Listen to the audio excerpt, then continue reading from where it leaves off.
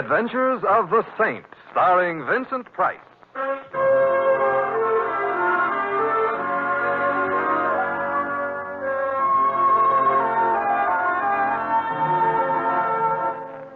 The Saint, based on characters created by Leslie Charteris and known to millions from books, magazines, and motion pictures. The Robin Hood of modern crime now comes transcribed to radio, starring Hollywood's brilliant and talented actor Vincent Price as The Saint.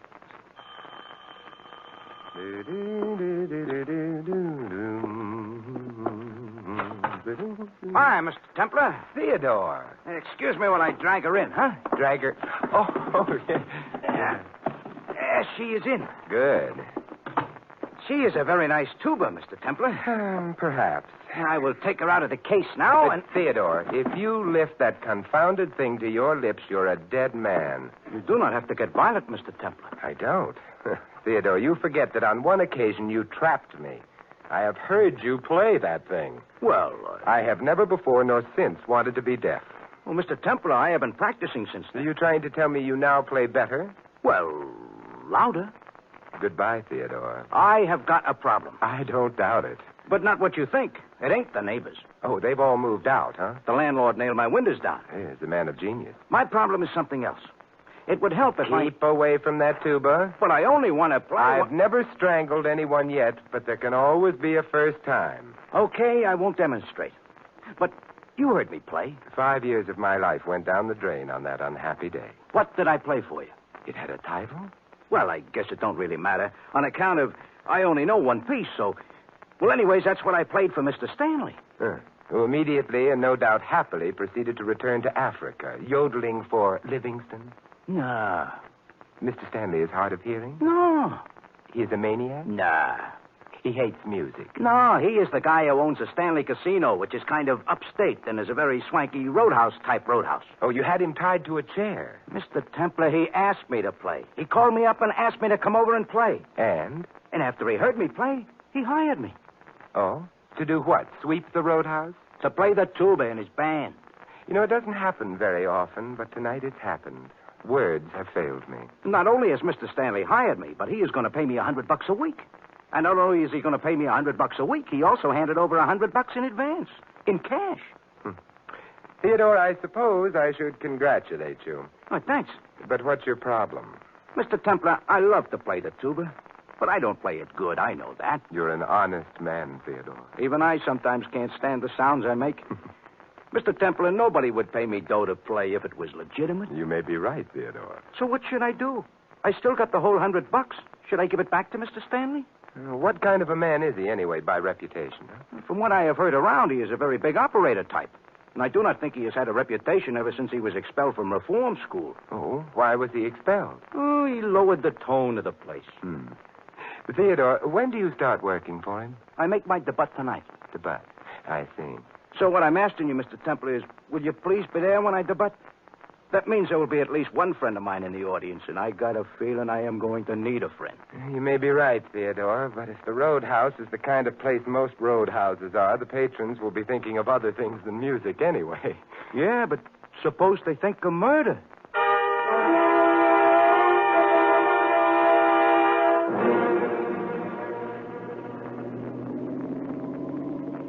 Mr. Templar. Yes, Louie? It ain't none of my business. Will that stop you? No. I didn't think it would. One of these days, I'm going to hail somebody else's cab. So then what happens to my wife and my 6... No, don't say it. I haven't got a wife and 6 kids. You never will have if you don't keep your eye on the road. Up here in the country, what could I run into? A tree. True. Yeah, but Mr. Temple, I started to ask you something. You're going to the Stanley Casino. The Stanley Casino is in the country. Westchester, Louie. Yeah, well, the same thing. Also, the Stanley Casino is a very romantic place. Fellas take their girls there. Now, you're not equipped with a girl, therefore... Why am I going there? To listen to a friend of mine play the tuba. Well, one thing you can say for that, it's different. It's also true. Yeah. Mr. Temple, I'm not saying I can understand why a guy would want to play a tuba in the first place, but maybe he's got a reason. But for somebody to voluntarily listen to him, then there's no excuse. I'm fond of Theodore, Louie. I have a feeling he may be in trouble. Oh, that I can understand. You see, he must have been hired for a reason that has nothing to do with his tuba playing. Now, what it is, I can't imagine. Maybe you should have stopped him. I couldn't, Louie. It was a job, and, I don't know. Maybe I should have. Maybe not. I feel a little like Hamlet. Oh, this I got a feeling I'm going to regret. What do you mean you feel like Hamlet? He couldn't decide either. Of course, you remember his famous soliloquy. I think the children should ought to be sent to bed right now. The one that begins, tuba or not tuba, that is the question.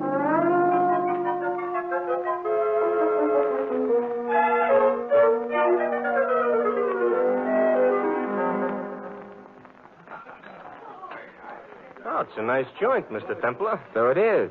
Nice of you to ask me into dinner. Can you afford it? The prices are a little high, Louie. My steak would have bought a cow. Perhaps, but it wouldn't have bought a floor show. And judging from the decor, the floor will shortly have plenty to show. I wouldn't be surprised. Embarrassed, maybe, but surprised, no. Hey, look, the band is climbing into the bandstand. Yeah, I noticed. Only trouble is... Oh, I don't see no tuba. No Theodore either. Maybe he got fired. Before he even started to play? No. Louie, Finished my dinner. Don't have to digest it for a while yet, so if you want to go pay a visit or something. I very definitely do. Come along. Okay. Only where are we going? Well, there's a door at the left of the bandstand. Several people have used it. We might try it. Could be maybe an exit. And then the head waiter will stop us. Yeah, and he ain't, so? So we try it. Well, very nice hallway. Got walls on both sides. Yeah, not to mention a roof. Light coming through the transom of that door up ahead. Huh? Mr. Templar, we're looking for Theodore. We're looking at the moment for anyone we can find. I don't hear much noise coming out of that room. Yeah. This might be Stanley's office. Come in. Good evening, Mr. Stanley. Guests here, gentlemen? Yes, yeah. Well, of course, I'm always delighted to see guests in person, but I'm sure my head waiter will do anything to satisfy you. Tell me, does he employ the musicians for your orchestra? Are you a musician? Well, not exactly. We're interested in one of your musicians. That's so? Which one? Theodore Kugen. Kugen? Kugen. Well, I'm sorry, but the name isn't familiar. Of course, I know all the boys in the band, of course. What does he play? He insults a tuba. Tuba? Well, I'm sorry, but we don't have a tuba in my band. What made you think your friend Theodore might be playing for me? Oh, rumor? Well, I'm afraid it was an incorrect rumor. However, if your friend's a good man, you know, the novelty might be worth something. Send him along to me, and I'll see him. Oh, that would be very nice of you.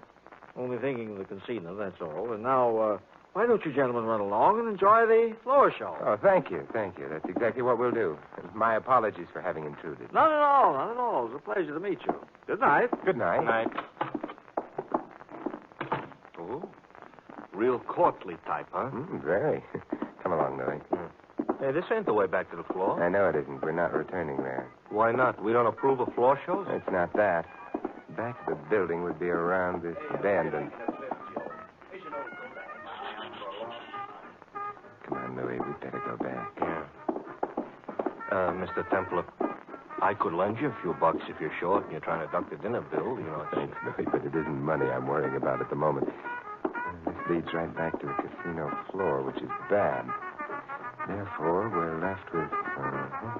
that staircase. We go up and quickly. Okay. Up. Of course, we don't know what's upstairs, but at least we may not be expected there. Is that good? Better than what's likely to happen downstairs. What makes you think something's liable to happen downstairs? The instant I mentioned Theodore to Stanley, he casually pressed a button at the side of his desk, a button which I suspect is his equivalent for a danger signal. Danger to who? I'm afraid, Louie, to us. Oh. Turning the landing and... Another hallway. Yeah, we'll have to try. It's locked. There's another door on this side. Also locked here. So far, all this upstairs consists of is a lot of doors which are locked. The rooms are probably used for storage. Stanley will realize shortly that we didn't return to the floor show. The back door was guarded, so he'll know we didn't leave through it, which means... Yeah, he'll come up and see us sometimes, and there's sometimes it's going to be now. It is. Of course, I don't know whether Stanley intends anything too drastic. We haven't seen Theodore. Yeah, supposing we had. Well, let's try this door. Hey, this one's open. Come on. Quite a suite. Too bad they didn't use some sweet air in their suite. Maybe they ducked up here. Hey, shut the door, Louie. Okay. Is there a bolt on the door? Yeah.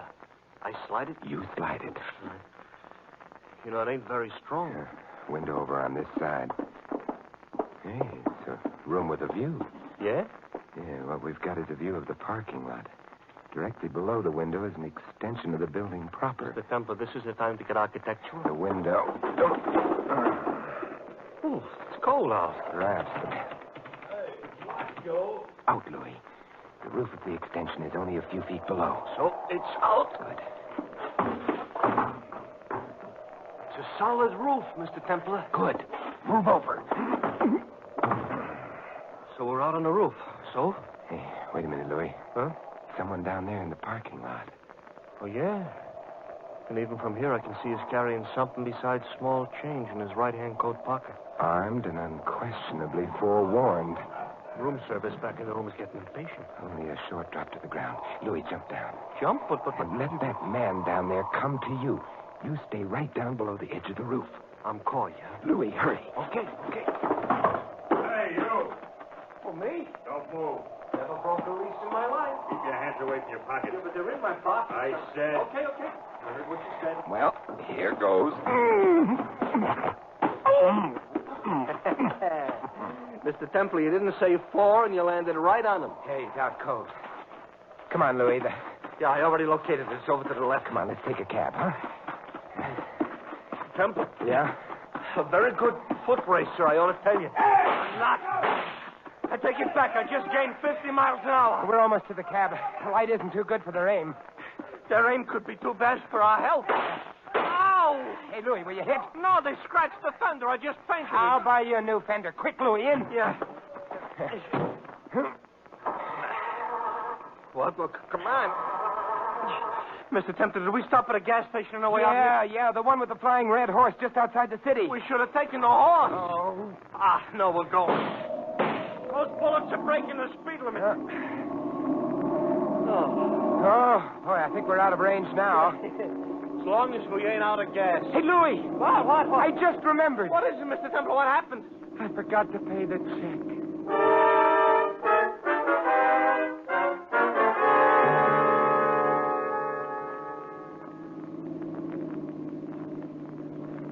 Mr. Templer? Yeah, Louie? I ain't as big a coward as I sound. Of course you're not. I'm bigger. Why don't we go home instead of visiting that tuba player? Louie, Theodore may be in danger. Uh-huh. And when they fire bullets at us, we're not in danger, huh? You mustn't forget, Louie, that Theodore has to worry about his tuba, too. Oh, this touches me. Okay, we'll help Theodore protect the tuba. But if we wind up in a hospital, who'll need a tuba? We will. A tuba toothpaste.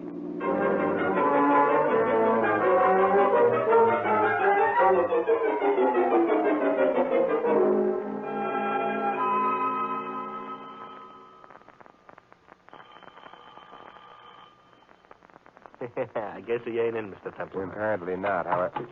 Hello. Ooh. That's a tuba player? Good evening. I'm Simon Templar. This is Louie. I'm the Queen of Transylvania. But don't let that bother you. Oh, may we come in? Of course. The king is out of town. Now, there's only one trouble about being the Queen of Transylvania. What's that? There is no such place as Transylvania. You're bright. But I didn't want to frighten you outside. Or upset the neighbors with your gun. I always worry about the neighbors. And now that you have your gun pointing at me, what am I supposed to worry about? A good explanation of why you're looking for Theodore. Why does that concern you? I don't think I like people who go around looking for Theodore. Maybe they can't help it. It's a neurosis or something. Yeah, I might want to offer Theodore a job. Doing what? Well, playing the tuba in an orchestra. And I'm the Queen of Transylvania. You'll have to do better than that, Mr. Templar. Hey, that car. Unless I'm guessing badly, the number of people you dislike is shortly going to be increased. I don't... That car which just stopped outside may be bringing more seekers for Theodore. Don't move, please. See anything interesting through that window? The car did stop low. Somebody's getting in. Oh. Both of you stay where you are. And don't try to follow me. Hey, look at that. Well, right out the back door. That's not polite. No point in following her. Yeah, I'd rather find her than Theodore. There must be anything. another room. That door. You still think maybe Theodore is here? I don't know. This is the bedroom. Well, Well, you found Theodore? on the bed, Louie, lying on a lovely white sheet. Whoa. We've been shot full of holes.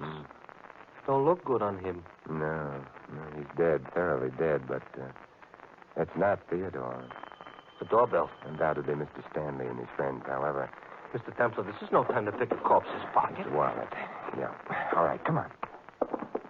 We may still make it if they haven't put anyone on the back door. And if they have? Let's not cross any bridges until they collapse under us, huh? Something with what you just said. Yeah. Clear out here. Fire stairs, yeah. Yeah, I know. No bridges. We ought to be able to make it out of the building. You know something? This is one time I would like to run into a cop who'll ask me where's the fire. There's a more important question, Louie. Where is Theodore?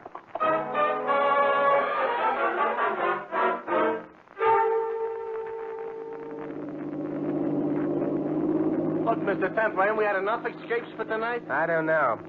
Louie, the corpse back in Theodore's apartment was a man named Max Carter. Oh, that's why you swiped his wallet. There wasn't nobody around to introduce him to it. Yeah, that's right. Does that wallet also tell you why he was murdered? No. Therefore, Yeah? suppose we stop at the nearest drugstore. Mr. Templar, I couldn't eat a thing. That's not what we need a drugstore for. Now, look, there's one up ahead, Louie. Okay. Hey, no, Mr. Templar. Wouldn't you have thought that whoever killed that Carter guy could have been smart enough at least to swipe the wallet so that the body wouldn't have been immediately identified? No. I suspect it was very important to the killer that the body be identified, and quickly. I will say aha. Aha. Aha. This makes me sound smart, like I understood what you said. So now I can be a dope again. We're in the drugstore, now what? So we find a phone booth. Yeah, this one. Yeah. And we make a phone call. Well, if you'd have had a chance at least to get a phone number, I would know who you were phoning. But you didn't. So who you phoning? The police. Louie, I've got to find out who Max Carter is. Lieutenant Archer here. Oh, Lieutenant Simon Templar. The lieutenant just left for the upper Amazon. Good night. Well, what's the matter with the lower Amazon? Too low. Simon, what can I do for you? Who is Max Carter? Crook, drug addict, blackmailer. A wholesome little character. I see. Suppose he was found murdered. I'd give 3 cheers. And after that, you'd suspect whom? Killing Carter? Yeah. Thousands of people. But the first guy I'd try to get in touch with would be a little tuba player named Theodore Kugen. Theodore Kugen? Why, Lieutenant? Well, Kugen was engaged to a girl named Wendy Breen. Very much in love with her. She committed suicide. Because of Carter, huh? Yep. So, unless Theodore had an ironclad alibi... Lieutenant, not ironclad. That went out with the bustle. Simon, why are you interested? In the bustle? No, in Carter. Well, maybe he has a bustle. Goodbye, Lieutenant. That's interesting. What is? Louis, I am about to ruin an old proverb. Oh, Mr. Templar, be careful. It's sometimes necessary to pay the piper, true. But then it may also be necessary to prevent him from piping. Mm-hmm. Let's get back to the cab.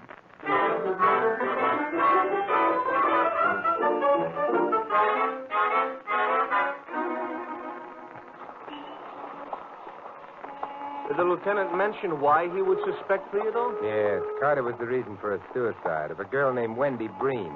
Theodore was going to marry her. Oh, that's plenty motive. Yeah. Okay, the cab. Uh-huh. Well, where to?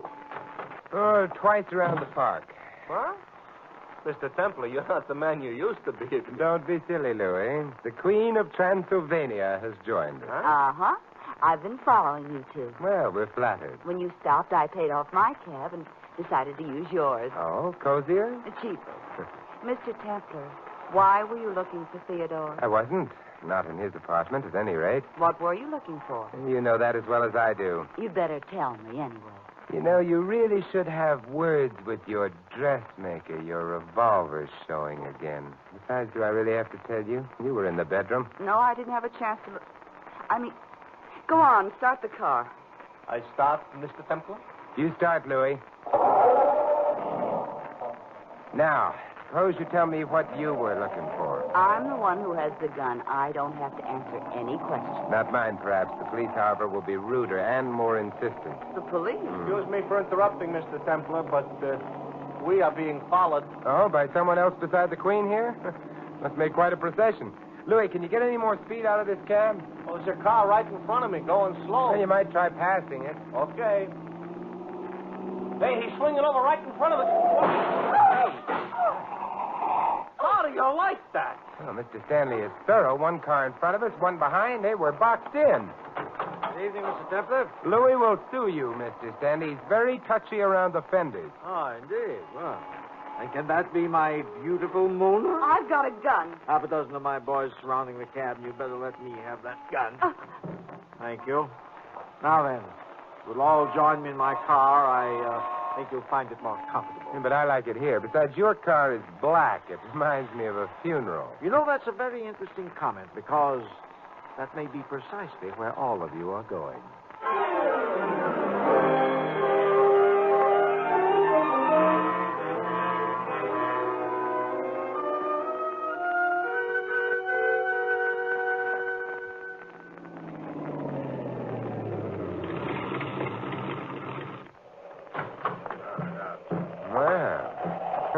Stanley Casino, huh? Beginning to feel like my little home away from home. Well, I'm so glad. The back way, boys. Come on, come on. You don't have to push.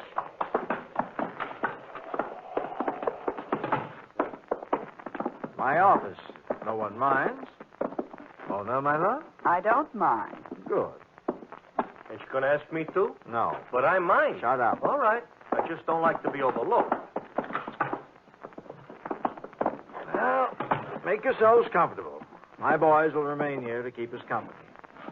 Now then, what to do about you? Not quite yet. Mr. Stanley, I need 5 minutes of your time. 5 minutes? Well, I might be able to spare them. Why would Mona here have wanted Max Carter dead? An interesting question.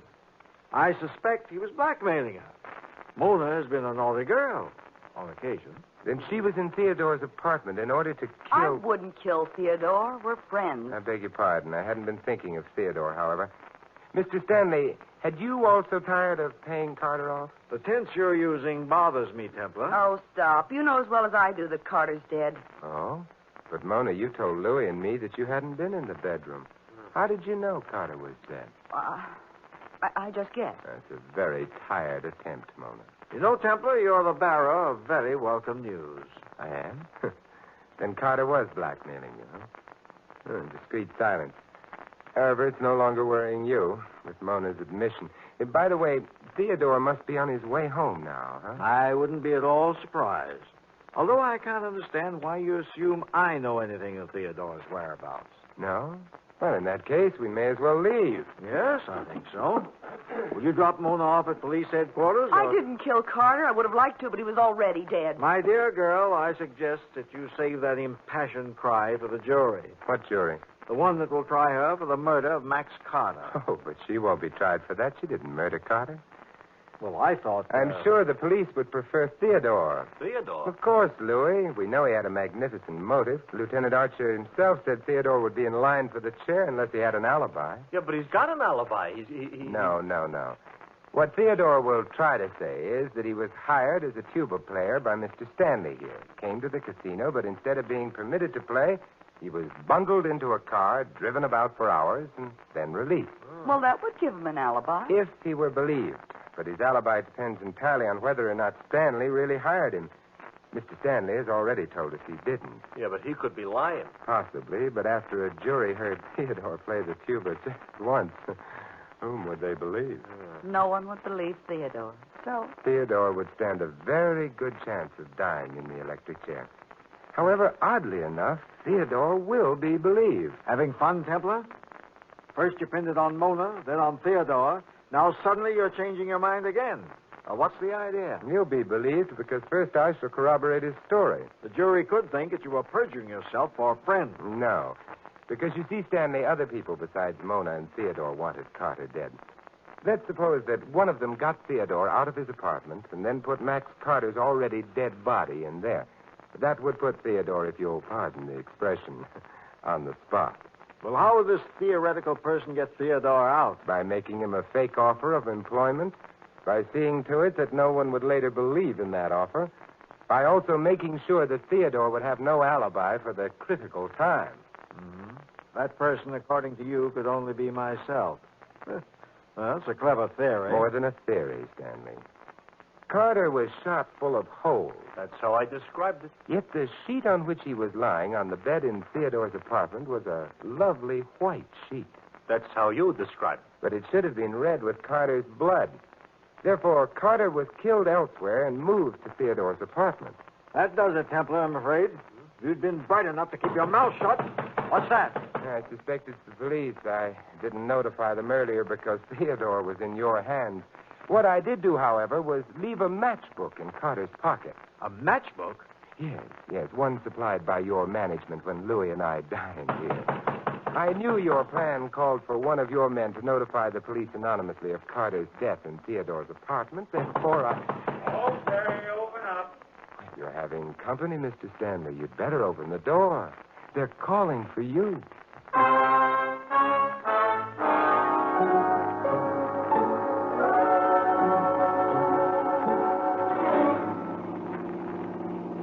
Well, Mr. Templar, we got through it alive. Perhaps, but will we ever be the same? Is that bad, Simon? Well, I never would have met the Queen of Transylvania otherwise, so... Simon. So? So long live the Queen.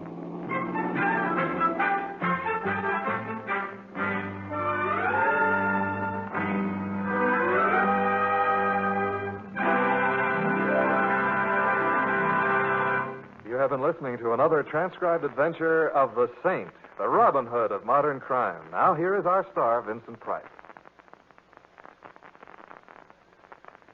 Ladies and gentlemen, almost by definition, freedom has been an integral part of America. It is the foundation upon which our political philosophy is based. And now we must reaffirm our faith in that philosophy. This is the sentiment expressed by the Crusade for Freedom. The purpose of the crusade is simple. First, to bring moral and financial support to a radio station operating in the heart of Europe itself. A radio station which gives the communist-dominated countries a chance to hear the voices of their exiled democratic leaders, to tell the world just what America stands for, and to bring the truth to the ears of subjugated Europe. To reaffirm your faith in freedom, join the crusade for America, for all humanity. This is Vincent Price inviting you to join us again next week at this same time for another exciting adventure of the Saint. Good night.